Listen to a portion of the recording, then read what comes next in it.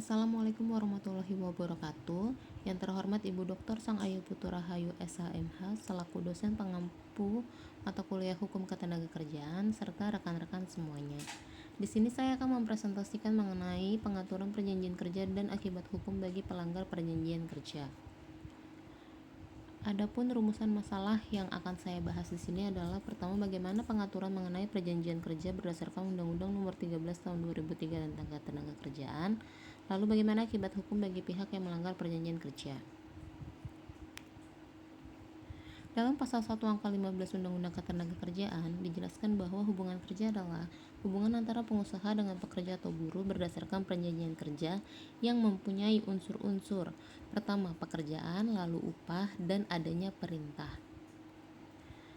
Sedangkan dalam pasal 1 angka 14 Undang-Undang Ketenagakerjaan dijelaskan perjanjian kerja adalah suatu perjanjian antara pekerja atau buruh dengan pengusaha atau pemberi kerja yang memuat syarat-syarat kerja, hak dan kewajiban di antara kedua belah pihak. Dengan demikian di sini jelas bahwa hubungan kerja terjadi karena adanya perjanjian kerja antara pengusaha yaitu si pemberi kerja dengan pekerja atau buruh si penerima kerja. Dalam pasal 54 ayat 2 dijelaskan perjanjian kerja yang dibuat oleh pengusaha dengan pekerja atau buruh tidak boleh bertentangan dengan perjanjian kerja bersama yang dibuat oleh pengusaha dengan serikat pekerja yang ada pada perusahaan tersebut. Lalu juga tidak boleh bertentangan dengan peraturan perusahaan yang dibuat oleh pengusaha. Dan yang paling penting tidak boleh bertentangan dengan peraturan perundang-undangan yang berlaku. Pada prinsipnya pada pasal 51 dijelaskan bahwa perjanjian kerja dapat dibuat secara tertulis maupun lisan. Namun, sebaiknya perjanjian kerja itu dibuat secara tertulis karena perjanjian kerja merupakan bukti otentik apabila di kemudian hari terjadi pelanggaran maupun prestasi baik itu oleh si pemberi kerja maupun si penerima kerja.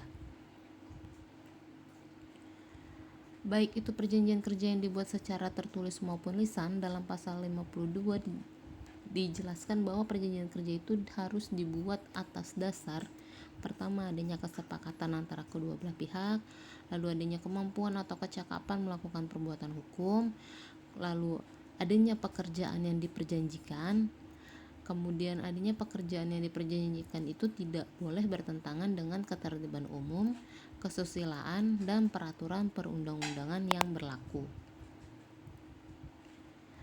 Lalu dalam pasal 54 dijelaskan bahwa perjanjian kerja seminimalnya harus memuat pertama, terdapat nama, alamat perusahaan, jenis usaha, kemudian nama, jenis kelamin, umur, dan alamat pekerja atau buruh, lalu dan jabatan atau jenis pekerjaan, kemudian tempat pekerjaan, lalu besarnya upah dan cara pembayarannya, syarat-syarat kerja yang memuat hak dan kewajiban pengusaha dan pekerja atau buruh, lalu mulai dan jangka waktu berlakunya perjanjian kerja, kemudian tempat dan tanggal perjanjian kerja dibuat, dan tanda tangan para pihak dalam perjanjian kerja.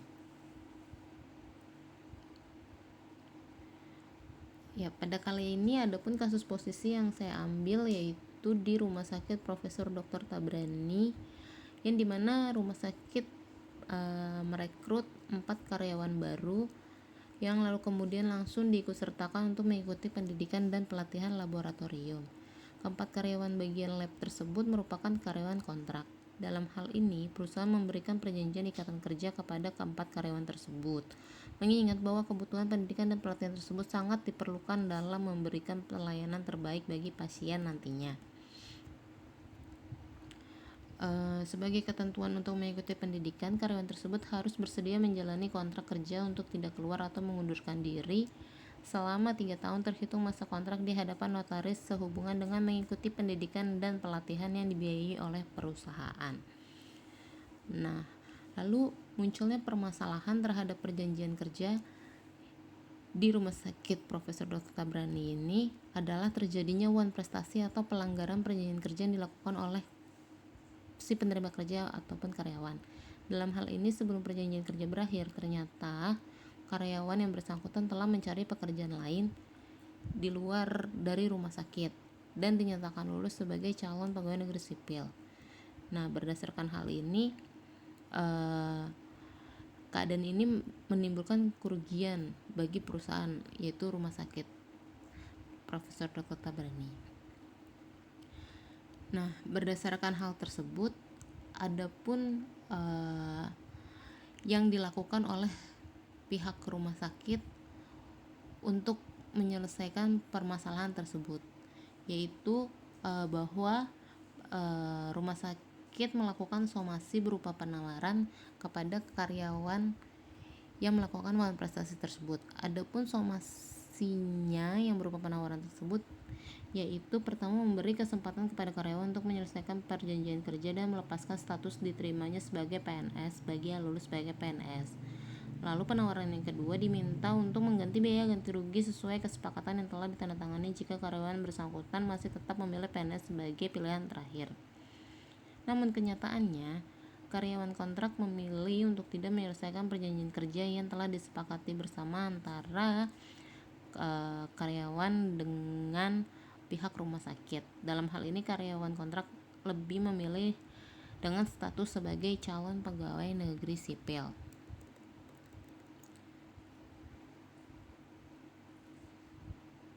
Berdasarkan hal tersebut, pihak rumah sakit selanjutnya memberikan surat pernyataan prestasi kepada karyawan tersebut.